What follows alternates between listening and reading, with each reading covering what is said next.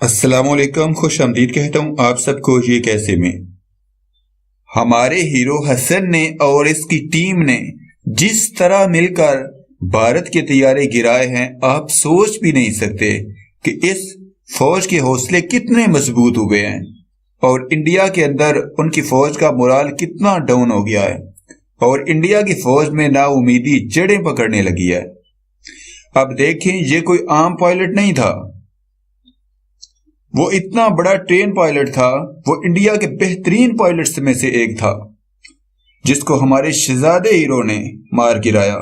اب حسن کی گفتگو سن لیں، جو حسن نے آفیسر کے ساتھ فون پہ بات کی اور کس طرح آفیسر نے حسن کو شاباش دی، اور سن لیں ہمارے ہیروز کے حوصلے کتنے بلند ہیں۔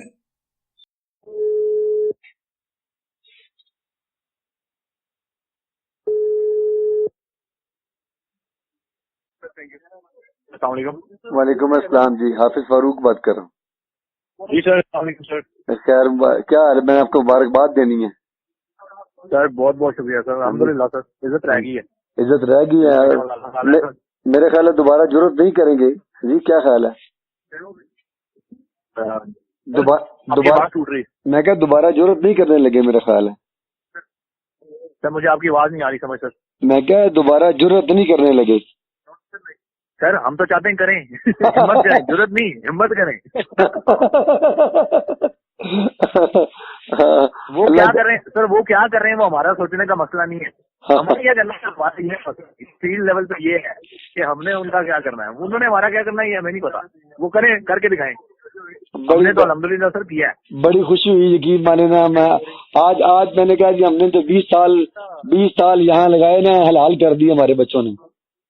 سر ابھی جو آ رہا ہے نا میڈیا پہ وہ 30% بھی نہیں ہے۔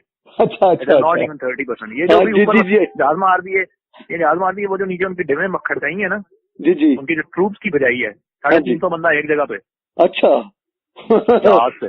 ہاں تو وہ شو ہی نہیں کر رہے، وہ بھی نہیں شو کر رہے، وہ تو ہم نے کہا ہے کہ وہ ہم نے کھلے میدان میں مارے۔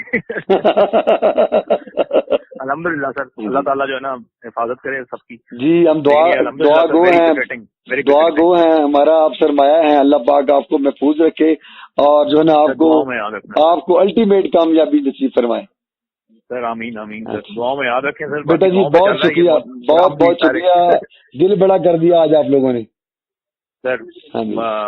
دعاؤں سے ہوتا ہے سر، یہ باقی کسی چیز سے نہیں ہوتا۔ نہیں، سچی بات ہے، سچی بات ہے۔ آج